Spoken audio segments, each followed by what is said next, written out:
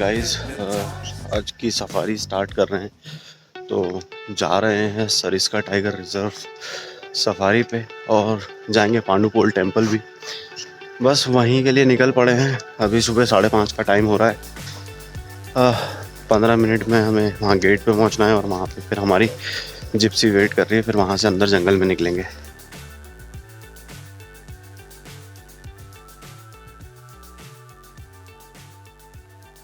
ये सरिस्का का main entry gate है।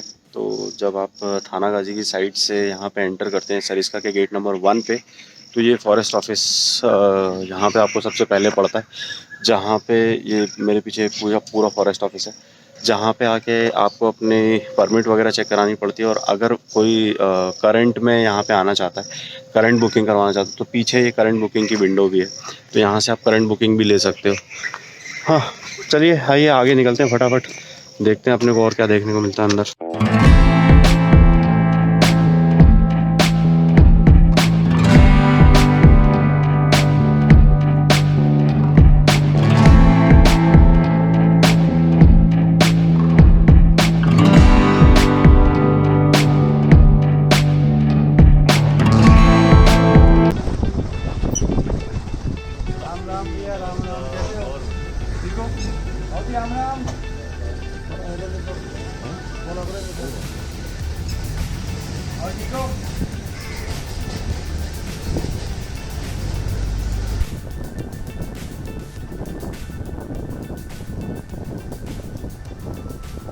निकल गए हैं सरिस्का की सफारी पे। पूरा यहाँ से अब सरिस्का का टेरेन स्टार्ट हो रहा है। अभी जस्ट गेट क्रॉस किया, ये पीछे बिल्कुल ये रहा गेट। बस अब देखते हैं क्या देखने को मिलता है आगे। चलते हैं धीरे धीरे आगे बात करेंगे इसके बारे में। जंगल में अंदर घुसते ही आपको अपनी आंखें और कान खुले रखने होते हैं।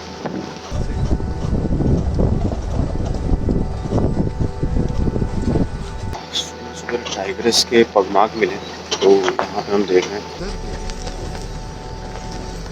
ये टाइगर के पगमार्क उल्टी साइड यानी कि गेट की तरफ जा रहे थे। क्योंकि वहाँ पे ह्यूमन सेटलमेंट और ह्यूमंस की प्रेजेंस है, तो हमने उसे छोड़ के आगे बढ़ने का सोचा। तो यहाँ पे टाइग्रेस का मूवमेंट हुआ है सवेरे सवेरे।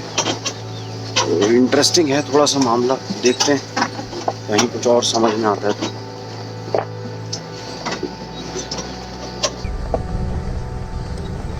और ज़रा सा ही आगे हमें ये डियर देखने को मिलते हैं। वैसे तो ये आम स्पॉटेड डियर है, बट टाइगर को ढूंढने के लिए बहुत इम्पॉर्टेंट है। अगर कोई टाइगर आसपास हुआ तो ये बिल्कुल अलर्ट दिखते हैं और इनकी पूंछ खड़ी हो जाती है। पर यहाँ पे ये सब बिल्कुल रिलैक्स नज़र आ रहे थे, तो इन्हें छोड़ के हम आगे निकल पड़े। सो गाइस, ये है सरिस्का टाइगर रिजर्व, राजा महाराजाओं की शिकारगाह। एक ज़माने में यहाँ के राजा महाराजा, राजा जय सिंह जो थे, वो यहाँ पे शिकार किया करते थे। और जिसकी तर्ज पे सरिस्का पैलेस होटल भी बना हुआ है, और जहाँ पे उनके काफ़ी सारे हंटिंग के एविडेंसेस भी लगे हुए हैं। ये पार्क जो है 1958 में वाइल्ड लाइफ सेंचुरी डिक्लेयर किया गया था, और 1978 के अंदर इसको जो है एज ए नेशनल पार्क का स्टेटस दे दिया गया। 2005 आते आते शिकार के चलते ही जो इलीगल पोचिंग होती है, यहाँ के सारे टाइगर्स जो थे वो ख़त्म हो गए थे। एंड 2008 से उनको डिक्लेयर कर दिया गया था कि यहाँ पे कोई भी टाइगर नहीं है। एंड इनको वापस लाके रणथंभौर से रीलोकेट किया गया है यहाँ पे। एंड उसके बाद आज की डेट में यहाँ पे टोटल 29 टाइगर हैं। ये वर्ल्ड की इकलौती ऐसी जगह है जहाँ पे सक्सेसफुली टाइगर का रिहैबिलिटेशन हो पाया है। एंड बस इसी को तर्ज पे रखते हुए बाकी सारे पार्क के अंदर भी काम किया जा रहा है, एंड एक्सपेक्ट किया जा रहा है कि वो भी सक्सेसफुल होंगे। आगे और चलते हैं, देखते हैं अपने को और क्या पता चलेगा, क्या दिखेगा। मैं इस टेरेन के बारे में भी बताऊंगा, यहाँ की थोड़ी वाइल्ड लाइफ के बारे में भी बताऊंगा। चलिए आइए आगे चलते हैं। आगे बढ़ते रहने पे हमें ये एक इंडियन हेयर दिखता है। मैंने अपनी सरिस्का की इस सीरीज़ के पिछले जंगल ड्राइव के वीडियो में इंडियन हेयर और रैबिट के बारे में डिटेल में बताया है, क्योंकि ये सेम नहीं होते और बिल्कुल ही अलग होते हैं। तो अगर आपको इनके बारे में जानना है तो आप पिछले वीडियोस में देख सकते हैं। क्योंकि आज हम सिर्फ टाइगर पे फोकस कर रहे थे, तो हम टाइगर को ढूंढने के लिए आगे निकल पड़ते हैं। सांबर डियर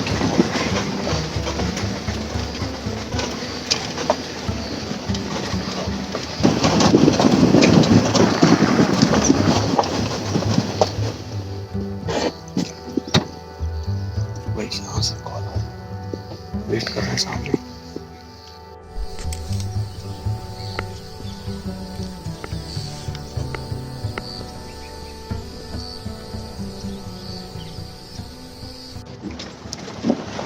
तो गाइस आगे ना एक ना मंगूस दिख रहा है, मंगूस का शॉट लेते हैं। तो बस आगे जाने की कोशिश कर रहे हैं कि पास से मिल जाए। और वही मतलब नेवला, जैसे इंडियन लैंग्वेज मतलब हमारी आम भाषा में कहा जाता है सांप और नेवले की लड़ाई। तो भाई नेवला तो दिख गया, अब सांप देखना बाकी है। फटाफट नेवले को शॉट करते हैं इसे। और रास्ते में हमें ये इंडियन ग्रे मंगूस यानी कि नेवला दिखता है। यहाँ आप इसे इसके 2 बच्चों के साथ देख सकते हैं। इन मंगूस की टेल की लेंथ इनकी बॉडी की लेंथ के बराबर होती है और इनके फास्ट मूवमेंट में इनको बहुत स्टेबिलिटी प्रोवाइड करती है।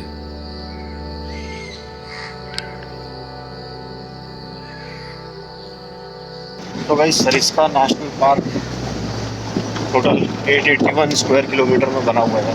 एंड यहाँ पे अगर मैं बात करूँ, आपको बिग कैट्स में टाइगर देखने को मिल सकता है, देन लेपर्ड है।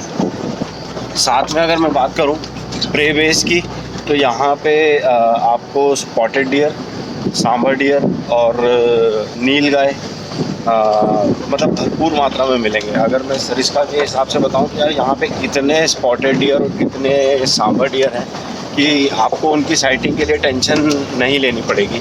यूजुअली बाकी नेशनल पार्क में कई बार तो ऐसा हो जाता है, आप चले जाओ, आपको वहाँ पे स्पॉटेड डियर और सांबर डियर की साइटिंग भी मुश्किल हो जाती है। और जब किसी ऐसी जगह पे ये प्रॉब्लम आती है ना, तो टाइगर का दिखना तो बहुत ही मुश्किल है, क्योंकि प्रे बेस नहीं होगा तो टाइगर कहाँ से आएगा। सो मौसम हो गया थोड़ा सा बेईमान एक्चुअली है। तो इधर सामने निकल रहा है सूरज और इधर पड़ रही है बारिश। तो बारिश के बीच में भाई रिकॉर्ड कर रहे हैं। तो अभी जस्ट सामने एक सांबर डियर फीमेल थी, उसका बच्चा अलग हो गया था, तो उसकी माँ उसके लिए परेशान हो रही थी। हमारी जिप्सी को देख के सांबर डियर का बच्चा आगे की ओर भाग जाता है और माँ पीछे की ओर, जिसकी वजह से ये बच्चा अपनी माँ से थोड़ा दूर हो जाता है। इसकी माँ हमारी जिप्सी के पीछे से झांक रही थी और माँ से दूर होके ये थोड़ा घबरा सा जाता है, पर फिर भी यहाँ वहाँ झांक झांक के देखते हुए ये रास्ता ढूंढने की कोशिश करता रहता है। थोड़ी देर बाद उसको वो रास्ता मिल भी जाता है और ये अपनी माँ के साथ जंगल में चला जाता है। तो गाइस बारिश इतनी ज़्यादा तेज़ हो गई है कि अब बीच में रुक के ना शेड लगाना पड़ रहा है जिप्सी के अंदर। भैया यहाँ पे लगे पड़े हैं पूरी तरीके से मेहनत करने में कि फटाफट इसको कवर कर लें, नहीं तो यार कैमरा वगैरह बाकी सारे इक्विपमेंट्स के ऊपर पूरा इम्पैक्ट आता है। पूरा सब यहाँ भीग रहा है, देखो आप, अपूर्व भाई भी सारा सामान भीग रहा है। तो थोड़ा सा एक रिस्की सा सिचुएशन हो जाता है। साइटिंग ज़रूरी है बट नुकसान के साथ I think is not worth. देखते हैं बाकी। अब जा रहे हैं यहाँ से अभी आगे पांडुपुल हनुमान टेम्पल, और वहाँ पे हनुमान जी के दर्शन करते हैं, प्रार्थना करते हैं उनसे कि भाई हमें की साइटिंग करा दो, थोड़ी सी बारिश रुकवा दो। सरिस्का के जंगल के बीचों बीच बना ये पांडुपुल टेम्पल यानी कि मंदिर है। माना जाता है यहाँ बजरंगबली महाभारत काल से विराजमान है और हम भी इनको देखने के लिए और दर्शन करने के लिए यहाँ पहुँच जाते हैं। पांडुपुल टेम्पल अंदर चलते हैं, दर्शन करते हैं। ये एक्चुअली क्या है, आलू वाली नहीं है, दाल वाली है। दाल वो चल जाती है। प्रसाद प्रसाद प्रसाद, पांडुपुल हनुमान जी के मंदिर का प्रसाद। वाह मजेदार, क्या बात है। ओके सो गाइस प्रसाद ले लिया है, अब मंदिर में अंदर चल रहे हैं। ऊपर चलते हैं भगवान जी के मंदिर में और दर्शन करके आते हैं, देखते हैं हाँ क्या आशीर्वाद मिलने वाला है आज भगवान जी से।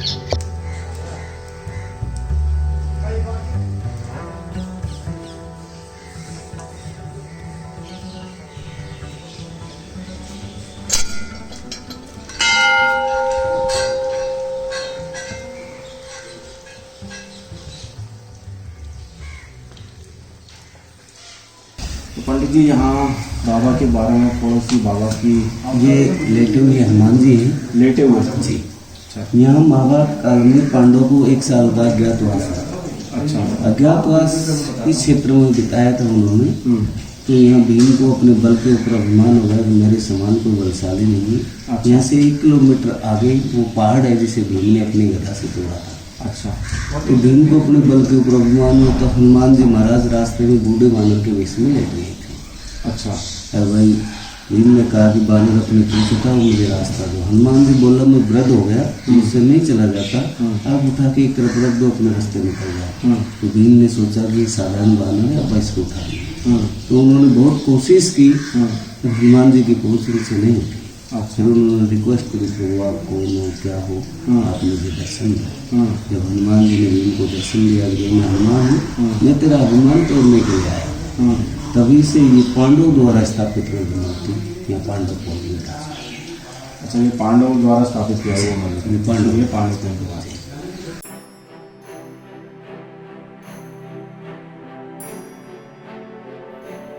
इस मंदिर के आंगन में आपको काफ़ी सारे बंदर, मोर और वाइल्ड बोर देखने को मिलेंगे और कहा जाता है कि अक्सर यहाँ पे टाइगर भी आ जाता है, पर आज तक किसी भी भक्त या टूरिस्ट पे कोई हमला नहीं हुआ।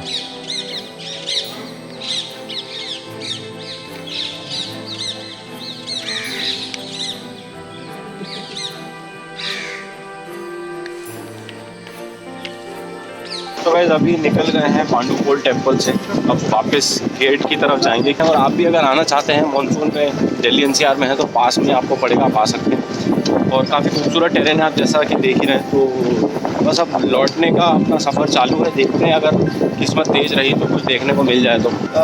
सो लौटने के सफ़र में अब जो है ना लंगूर स्पॉट हो रहे हैं और पिकॉक वगैरह थोड़े बहुत स्पॉट हो रहे हैं।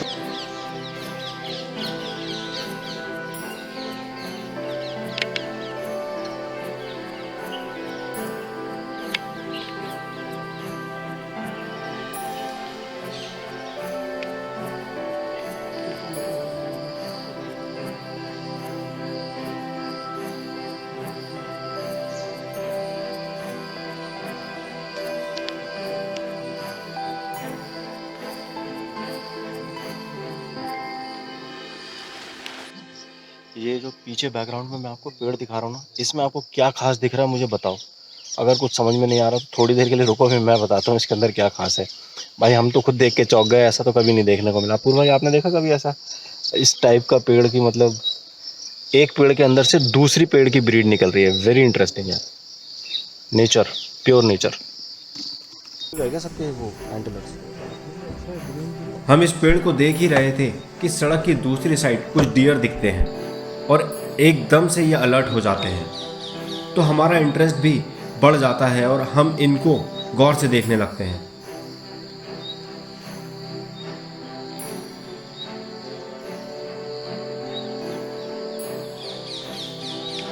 और फिर कुछ देर देखने के बाद और यहाँ पे कुछ नहीं मिलने की वजह से हम आगे बढ़ जाते हैं और हमें सड़क के बीच में ये नाचते हुए कोयल यानी कि बटेर मिल जाते हैं। बटेर एक जंगली पक्षी है और ज़्यादा नहीं उड़ पाते, इसलिए ये ज़मीन पे घोंसला बनाते हैं। इनका पिछले कुछ सालों में बहुत ज़्यादा शिकार हुआ था, जिसकी वजह से इनको वाइल्ड लाइफ प्रोटेक्शन एक्ट 1972 से कंजर्व कर दिया गया है और अब इसके शिकार पे प्रतिबंध यानी कि पाबंदी लगा दी गई है। गाइस सामने ना एक लेक है जहाँ पे एक सांबर डियर, 1-2-3 सांबर डियर है, बहुत शानदार दिख रहा है यार। सांबर डियर के बारे में पास में मैं बहुत डिटेल में बता चुका हूँ, मेरे पुराने वीडियोस पे देख लेना, अभी नहीं बताऊँगा, अभी शॉर्ट दिखाता हूँ। वो शॉर्ट देखो, बहुत अच्छा लगता है।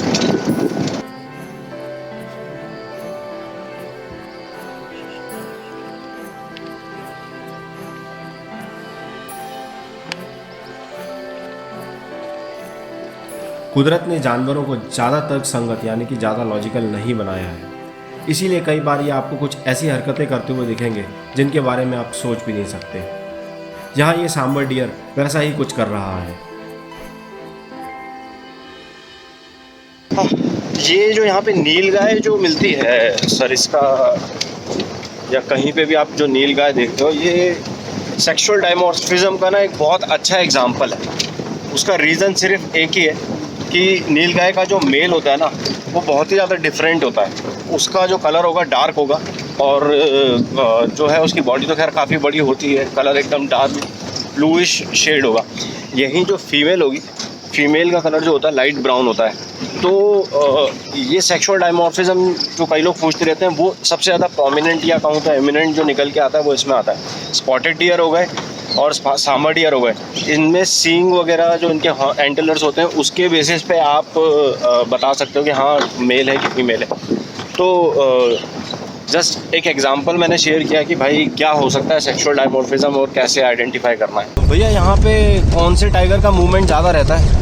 इस एरिया में सर ST8 फीमेल टाइग्रेस अच्छा, और ST15 जो मेल टाइग्रेस है हाँ हाँ, उसका मूवमेंट है इस एरिया में। अच्छा, इसके अलावा 1 नंबर जोन है उसमें ST9 जो फीमेल टाइग्रेस है, और मेल टाइगर की बात करें तो जैसे ST21 जो मेल टाइगर है हाँ उनकी सबसे ज़्यादा साइटिंग है सर एशिया में, हाँ हाँ। उनका मूवमेंट रहता है। तो इस जंगल के जिस सेक्शन में अभी हम लोग चल रहे हैं ना, यहाँ पे 2 सेक्शन है। एक लेफ्ट हैंड साइड पे आप देखोगे धूप पड़ रही है और राइट हैंड साइड पे छाँव है। टाइगर ट्रेसिंग में ना ये बहुत इंपॉर्टेंट हो जाता है कि आप ठंडी जगहों में टाइगर को ढूंढो, बिकॉज टाइगर एक रेड मीट खाने वाला एनिमल है, तो जिसकी बॉडी वैसे ही बहुत ज़्यादा गर्म रहती है, हॉट रहती है। तो उसको ठंडा रखने के लिए वो ठंडी छाँव वगैरह, पानी के पोखर छोटे मोटे या फिर कोई नदी होगी उसके आसपास मिलेगा। तो जब आप टाइगर ट्रेसिंग पे निकलते हैं, जंगल सफारी पे निकलते हैं, तो ठंडी जगहों में टाइगर को देखने के लिए अपनी आंखों को खुला रखना बहुत ज़रूरी है। ऐसा नहीं कि बस कहीं पे भी देख के चल रहे हैं। आपका टारगेट क्या है और आप पाना क्या चाहते हैं, उस हिसाब से आपको पूरा देखना पड़ेगा। जंगल की सीधी सड़क का सिर्फ एक ही मतलब होता है, या तो आप जंगल के अंदर जा रहे हैं या फिर आप बाहर आ रहे हैं। और हमारे केस में हम बाहर लौट रहे थे। और गाइस बस आज के वीडियो में इतना ही। जैसा कि मैं हर बार कहता हूँ और अपने हर वीडियो में कहता हूँ, तब तक के लिए अपना ख्याल रखिए, अपने आसपास का ख्याल रखिए, अपने माता पिता का ख्याल रखिए, एनवायरनमेंट में साफ़ सफाई बनाए रखिए। जय हिंद।